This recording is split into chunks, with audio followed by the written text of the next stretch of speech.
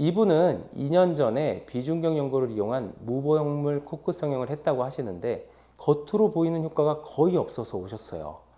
CT상에서도 비중격 연고를 사용하는 적이 없고 비주를 만져봐도 코끝에 만져지는 비주 지지대나 중첩 이식술의 흔적을 찾을 수 없었어요.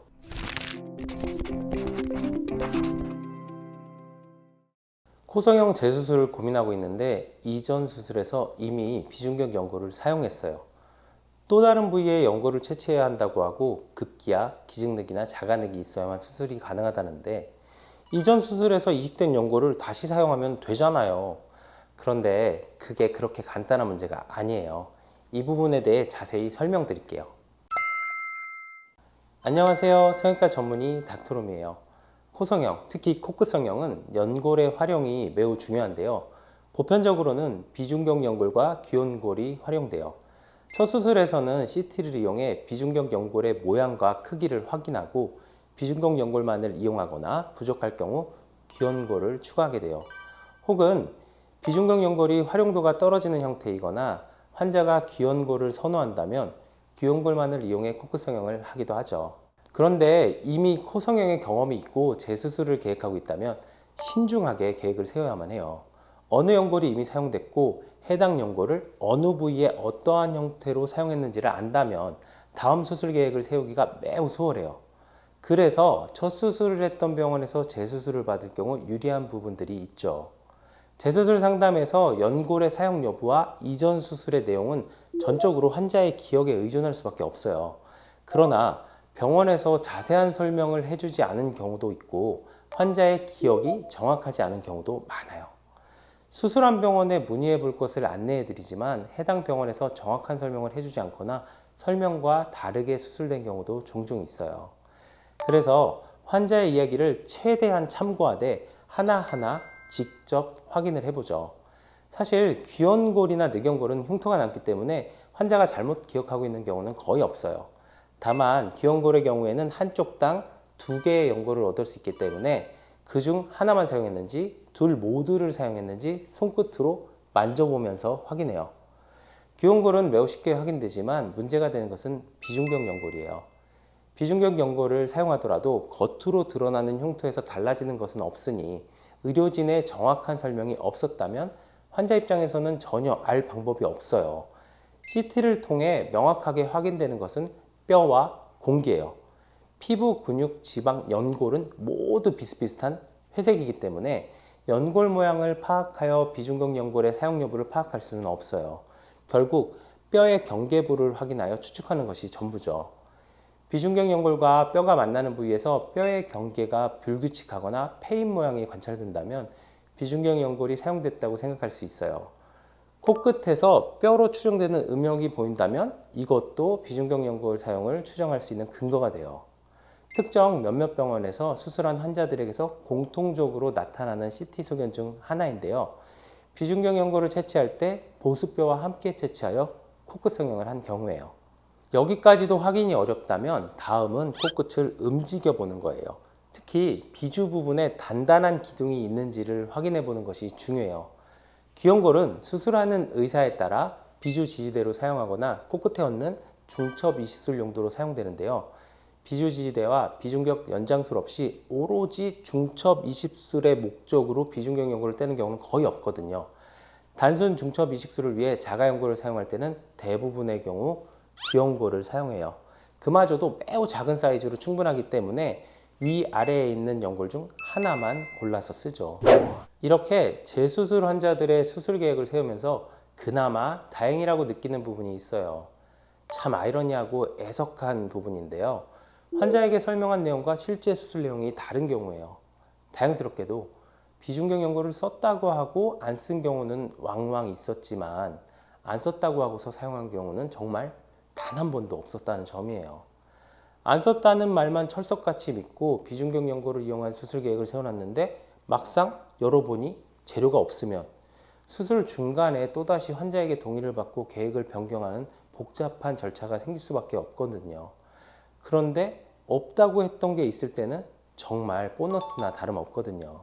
이분은 2년 전에 비중격 연골을 이용한 무보형물 코끝 성형을 했다고 하시는데 겉으로 보이는 효과가 거의 없어서 오셨어요. CT상에서도 비중격 연고를 사용하는 적이 없고 비주를 만져봐도 코끝에 만져지는 비주 지지대나 중첩 이식술의 흔적을 찾을 수 없었어요. 그래서 수술한 병원에 문의해 보시라고 했더니 이런 답변을 주셨어요. 맨 끝 비중격을 약간 잘라서 지지대로 사용했다는데 앞뒤 사정을 모르고 이 얘기만 들어도 이상한 거예요. 비중격 연골은 끝이 아니라 안쪽에서 채취하는 게 기본적인 원칙이에요. 심지어 끝쪽에서는 10mm의 폭의 L자 기둥을 남겨 놓아야만 안장포 변형을 피할 수 있거든요. 비주에 만져지는 지지대도 없는 상태였기 때문에 비중격 연골을 사용하지 않았을 수도 있겠다는 생각이 들었어요. 아니나 다를까 재수술 중에 코끝에서는 이식된 어떠한 연골의 흔적도 찾을 수 없었어요. 효과도 없는 연골 묶기만 해놓고 비중격 연골을 이용한 코끝 성형을 했다며 거짓 수술비를 청구한 경우였죠. 이건 정말 사기라고 생각해요. 어쨌든 사용했다고 하니 비중격 연골 사용은 배제하고 기온골을 이용한 수술 계획을 세울 수밖에 없었어요. 기온골을 이용하여 비주 지지대를 세워주는 방식으로 숙여진 코끝을 개선해냈던 재수술 케이스였어요. 이렇게 다양한 방법을 총동원해서 비중격 연골의 사용 여부를 확인해요. 사용을 안 했다면 첫 수술 계획과 동일하게 적합한 크기와 모양인지를 확인해서 판단하면 되는데 이미 사용했다면 어떻게 해야 할까요? 어쨌든 사용했다면 그 연골이 어디로 증발해 버린 것이 아니라 코 안에 있는 것이니까 잘 분리해서 다시 사용하면 되지 않을까 생각이 들잖아요. 아주 당연하고 논리적인 생각이에요. 그러나 수술 계획을 세울 때는 그 연골들은 없는 셈 쳐야만 해요. 재활용에 대한 기대를 낮춰야 하는 가장 큰 이유는 모양에 대한 추측이 완전히 불가능하기 때문이에요. 첫 수술인 경우에도 CT 찍어가며 비중격 연골 사이즈 확인하고 여의치 않으면 다른 연골과 함께 사용하거나 아예 사용하지 않기도 하는데요. 확인되지도 않은 연골로 수술 계획을 세울 경우 결과에 대한 불확실성이 너무 커져요. 물론 CT를 통해 떼기 전 원래 비중격 연골의 크기와 모양을 유추할 수 있어요. 만약 큰 비중격 연골을 가졌었다는 것이 확인된다 하더라도 이것을 재활용할 수 있느냐는 다른 문제예요. 만약 이렇게 커다란 비중격 연골을 얻었다고 해봐요. 이걸 큰 덩어리 그대로 쓰는 것이 아니라 용도에 따라 몇 개의 조각으로 구분하여 잘라낸 뒤에 사용해요. 이분은 첫 수술에서 비중격 연골을 사용하셔서 귀연골을 이용한 수술 계획을 세웠던 분이에요. 새롭게 채취한 2개의 귀연골과 이전 수술에서 사용된 것을 코끝에서 분리한 비중격 연골이에요. 여러 개의 조각으로 나누어져 있어요. 운 좋게 원하는 형태와 크기의 조각이 있다면 유용하게 활용이 가능하지만 이렇게 작은 여러 개의 조각은 효율적으로 사용하기가 너무 어려워요. 더군다나 첫 수술에서 원하는 높이나 길이에 이르지 못해서 재수술을 고려하는 케이스인데 최소한 이것보다는 큰 연골이 필요하죠. 반면 이전에 사용된 연골을 분리했는데 이렇게 크고 활용도 높은 연골이 나오는 경우도 있어요. 이때는 첫 수술 실패의 원인이 연골의 크기보다는 활용 방식에서 문제가 있었던 것이죠. 이건 뭐 거의 개탄 거예요. 재료가 넉넉하니 충분히 좋은 결과를 기대할 수 있어요. 더욱더 커다란 문제는 이렇게 연골이 처음 이식한 모양 그대로 살아있지 않은 경우도 종종 있다는 거예요. 바로 재수술이라는 전제가 들어가기 때문이죠. 기본적으로 첫 수술에서 원하는 결과를 얻지 못한 경우잖아요. 연골의 형태가 불충분할 수도 있지만 수술 후 생착 과정에서 일부가 흡수되거나 염증에 의해 일부가 녹아 없어진 경우들도 많거든요. 최초 이식할 때의 두께와 크기가 보존되지 못한 상태이니 해당 연골로 기대할 수 있는 결과가 첫 수술에서 계획했던 만큼도 안 될 수밖에 없어요. 그래서 코성형 재수술을 계획할 때는 이전 수술에서 사용했던 연골을 재활용하지 않아도 원하는 목표에 도달할 수 있을 만큼의 재료를 확보해야만 해요. 운 좋게 재활용이 가능한 연골을 분리해냈다면 그건 보너스인 거죠.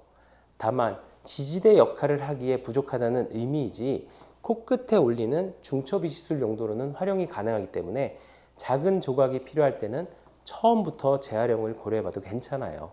이상 닥터룸이었습니다.